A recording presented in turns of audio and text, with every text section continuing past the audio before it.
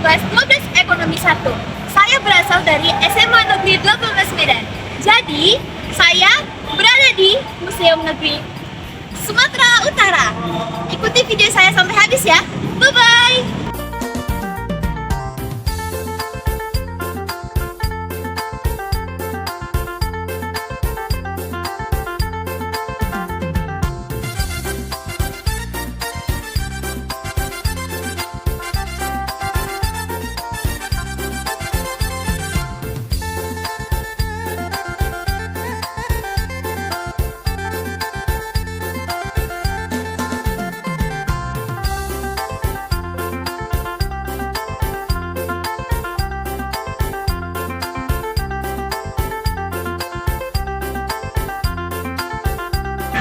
Di museum ini terdapat banyak sekali peninggalan sejarah. Tapi pada kali ini saya akan menyampaikan sedikit tentang budaya Batak Toba.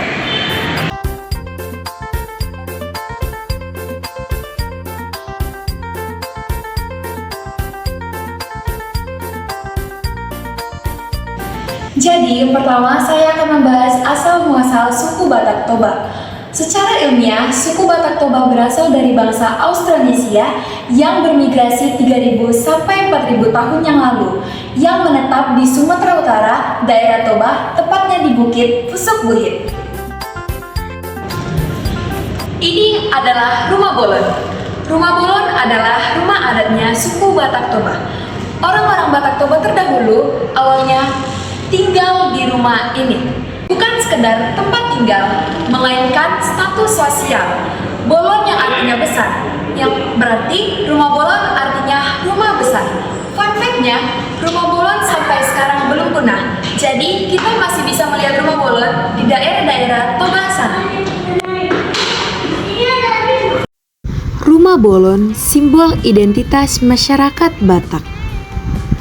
Secara umum, rumah bolon berbentuk persegi 4, berdiri 1,75 meter di atas tanah dengan model rumah panggung. Untuk bisa masuk ke rumah bolon, harus menunduk melewati kolong rumah dan menaiki tangga yang ada di tengah. Meski tidak ada kamar, rumah bolon tetap memiliki pembagian ruangan.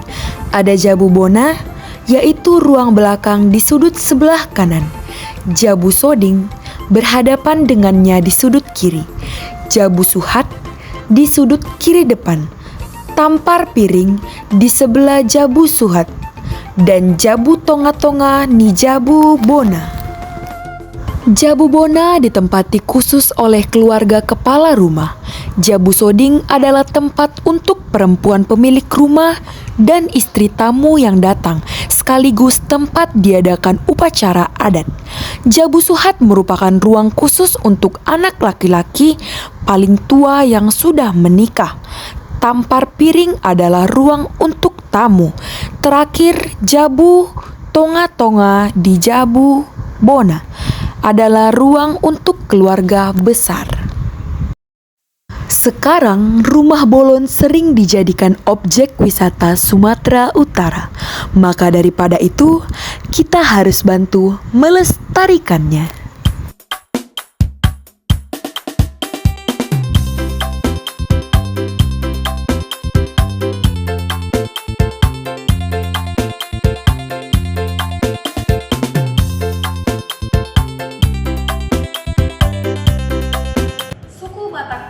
Memiliki banyak sekali cerita-cerita rakyat dan legenda-legendanya.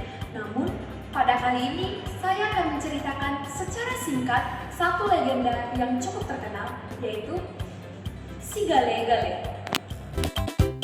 Zaman dahulu di daerah Toba terdapat sebuah kerajaan yang dipimpin seorang raja yang arif dan sangat bijaksana dalam mengatur roda pimpinan kerajaan. Raja tersebut bernama Raja Rahat. Sang raja sangat dicintai seluruh rakyat kerajaan karena kebijakannya. Namun sang raja hanya mempunyai satu anak saja yang bernama Pangeran Manggale. Manggale adalah putra yang tanggas berperang dan berintegritas. Sama seperti ayahnya, ia mencintai rakyatnya dan rakyatnya pun mencintai dia.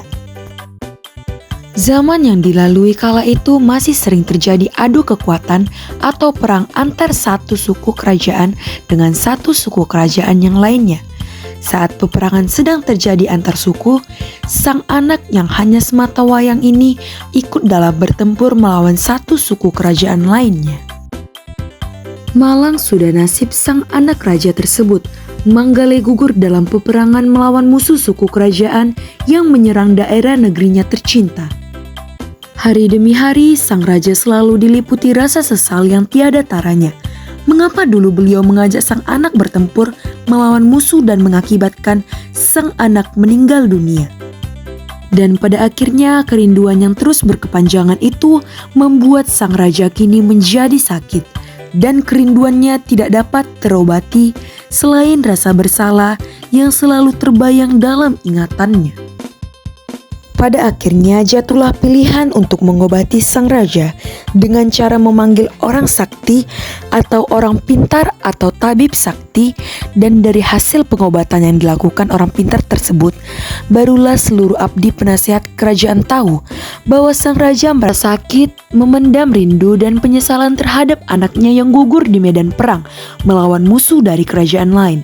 Untuk itu, orang pintar atau tabdi sakti itu menyarankan untuk membuatkan patung dari kayu yang kuat, lalu dipahat menyerupai wajah sang anak raja tersebut.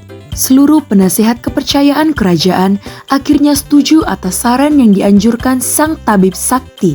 Dipilihlah sebuah pohon kayu yang besar di sebuah hutan untuk dijadikan patung sang Manggale, anak raja yang tewas gugur dalam perang melawan suku dari kerajaan lain.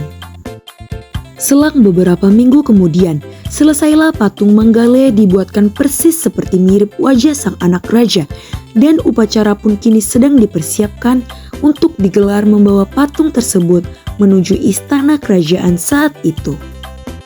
Upacara ritual berupa meniup sordam dan pemanggilan roh sang anak raja untuk mengisi patung dipimpin langsung oleh tabib sakti. Patung pun akhirnya diarak dari gubuk yang ada di hutan menuju istana diiringi tetabuhan gondangsa dan diiringi sordam berbunyi santer bagaikan sebuah karnaval rakyat. Puji-pujian dan mantra pemanggilan roh terus dikumandangkan sang tabib sakti serta diiringi belasan pengiring dan pembawa patung yang jumlahnya cukup banyak. Jadi ramailah acara tersebut dan menjadi tontonan rakyat sepanjang perjalanan menuju istana. Dan benar saja apa yang dikatakan sang tabib sakti tersebut ketika rombongan pembawa patung sang Manggale tiba di istana kerajaan dan raja melihat patung tersebut. Secara ajaib, raja sembuh dari sakitnya yang selama ini menyerangnya. Lalu, raja menamai patung itu adalah si Gale-Gale, yang artinya si lemah lembut atau jemah lunglai. Konon katanya, patung si Gale-Gale pernah bergerak manotor dengan sendirinya di tengah malam. Oke, itu tadi vlog saya di Museum Negeri Sumatera Utara mengenai budaya suku Batak Toba, yaitu rumah bolon dan patung si Gale-Gale. Sampai bertemu di video selanjutnya. Bye-bye!